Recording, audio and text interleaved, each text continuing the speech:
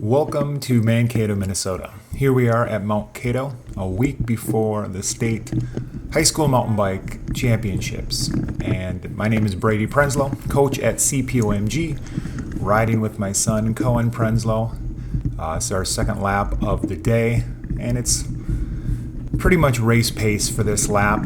Obviously, you're not going to go as fast as in the heat of competition, but just wanted to put this together to give our riders and those who haven't done this course a virtual pre-ride, if you will.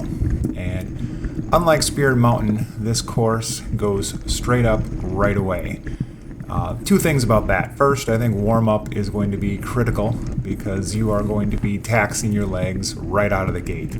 The second is that staging, I would say, for this race is the least important because things get shaken out on this hill. As you can see, it's 10% through these chicanes, and you're really just grinding it out. I think the thing you really need to focus on here is just getting a good rhythm and getting around riders and being careful coming around these turns, not to clip wheels and not to, again, interfere or bump in with other riders.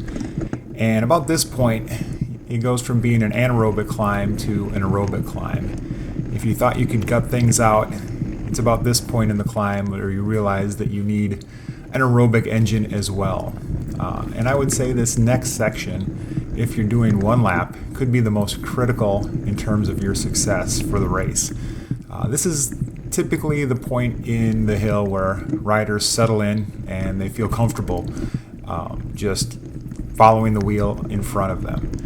And we're still at about 7%. It's not as steep initially as it was initially, but you're still definitely going uphill.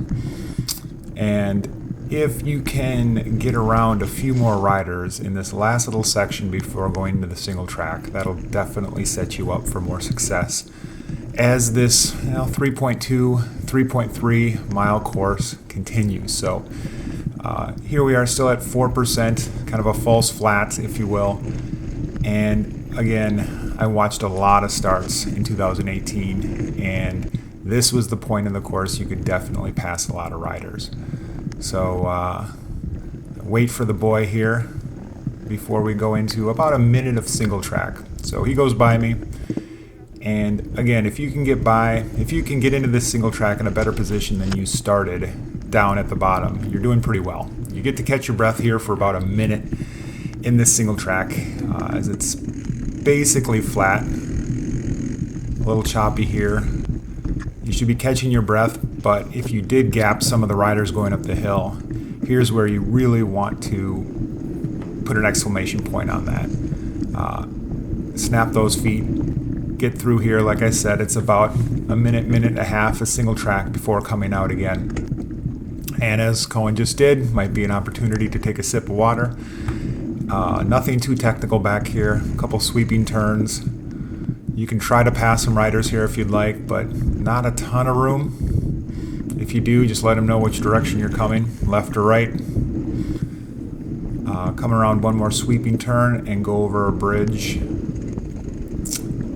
right here. And there'll be one more bridge before it kicks us out. And we had to guess here when we come out of the woods that the course will be like it was last year. So you can follow this trail coming out, and it does a little bit of a, it takes you out more towards the hill. But last year we came out of here and took a sharp left. I don't know if they just don't want riders going back and forth from where spectators are. Mom and Dad, this is a great place to spectate. You can spectate right up here if you can climb the hill and then get down for the finish. I put in a little dad muscle and gapped the boy. And again, this is a great place. As we've got about 4%, you're still going uphill, still going uphill, still going uphill. Another great place if you've caught your breath in that single track to pass some riders or put some distance between you and the riders behind you. And now you start going downhill. Again, catch your breath, come around some of these sweeping turns. This next turn's pretty fast and it's loose. When I take it, I feel more comfortable taking it just outside of this single track, getting out into the grass. So again, we're going 16 miles an hour. It'd be a little easier on this loose stuff to wash out As you can see, I'm lined up kind of out in the grass. And then we hit a bridge going over some of the snowmaking plumbing. And again, we'll start doing chicanes downhill. For the next 2 minutes, there's really nothing technical as I come around, and I better wait for the boy here. And again, we're doing this pretty much race pace, but obviously in a race, you're going to drill it even further. So I would say the next minute or two, again, nothing technical. You're really literally going as fast as your legs will and can power you through this section. So you've got a couple long stretches of slightly down. As you can see, we're -1, -2, -3% downhill. So you should probably be fully recovered from the climb, and now you're just drilling it. More than likely, you're going to be in a group of a few riders, keeping things safe, coming through these trees, and waiting to get into more of the technical downhill. Definitely an area, if you've got some flatline power, where you can gap some riders. And we'll be coming up out of the woods here in just a second.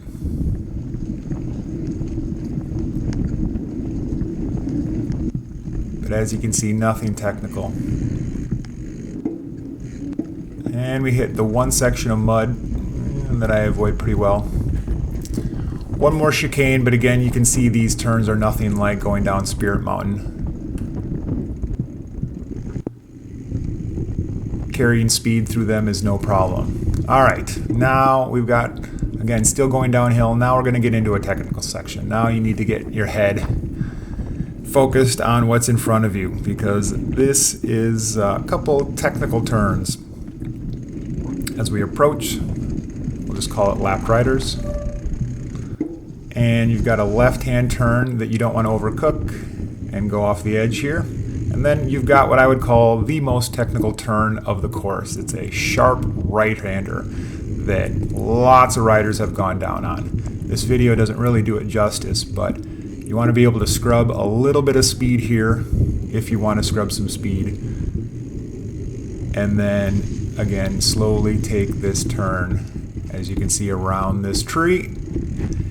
And now you can really floor it, as there's not a whole lot between you and the next turn, or get leaves out of your tires. Here you want to carry as much momentum as you can, because it's the next climb. Go down, and again, you want to carry as much speed through this section as you feel comfortable. And everything is about momentum, momentum, momentum, momentum as you come out of the woods.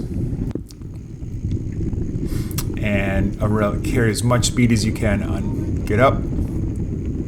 In this next section, you'll slowly start shifting down. And this left-hand turn up here, you're going to be in one of your lowest gears. So slowly start going through your gears. It doesn't look nearly as punchy and steep as it is, but 6%, 7%, 8%, 10%, 11%, 14% around this turn. Again, more than likely you're going to be in one of your lowest gears.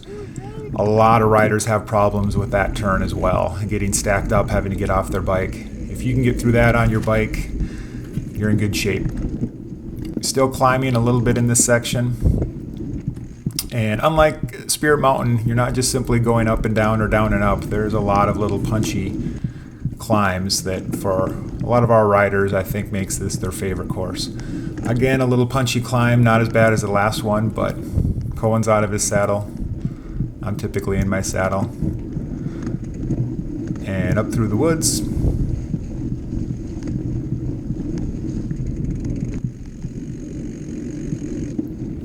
A little bit of climbing here still, but for the most part, carrying speed flat through here. Obviously nowhere to pass in this section, so you'll want to set yourself up well, not be behind slower traffic. And if you're really good at descending, you want to be able to be out front in this section coming up. One more punchy little climb, and it doesn't feel like it, but you're definitely going up in these sections. It doesn't feel like it on the front, but we're pretty much back up at the top of the hill.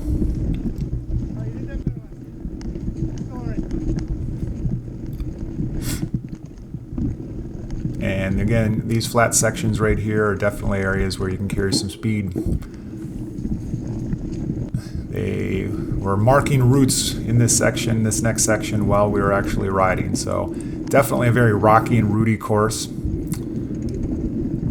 Coming up to the final little downhill descent area that I would say was overall the most technical. It didn't have the sharpest turns, but lots of routes.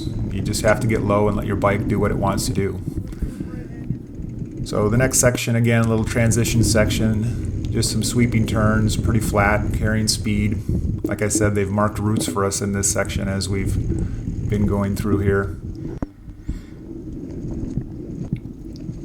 And at this point, you need to be, again, getting mentally ready for a more technical descent. In the video, it might not look like it, but we're towards the top of Mount Kato again. And everything should be pretty clearly marked. Obviously, there will be race volunteers and officials at these corners that can point you in the right direction. Right now, we're just following little signs.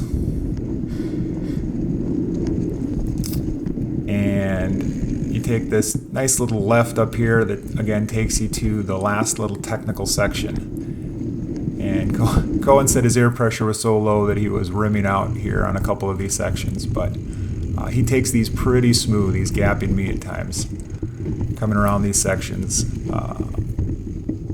Again, doesn't look that fast, but 12 miles an hour in sections like this.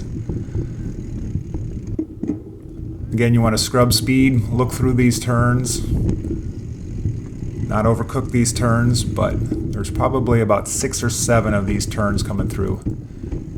This next section right here gets really bumpy. You think, okay, we're done. Nope, not done. Let's hope that during the state race the weather is as nice as it is right now. Short sleeves, shorts.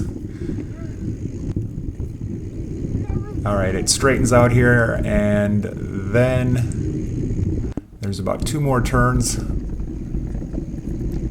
As Cohen's about ready to wash out here, going into this next turn, I believe. Wash out a little bit. Hey. All right, then you can pretty much full gas it out of here. And now is the section of the course for some sweeping turns.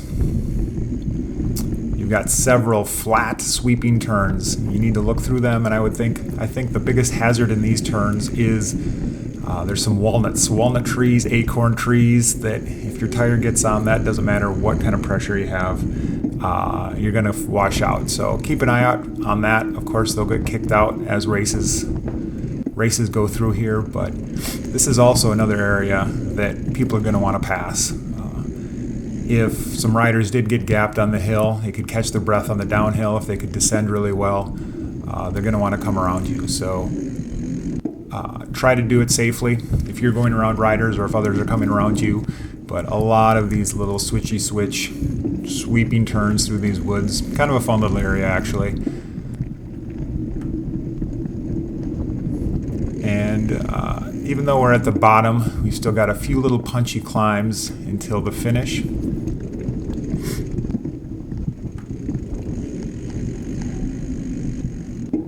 And if you're only doing 1 lap, you have to think, all right, we're getting close.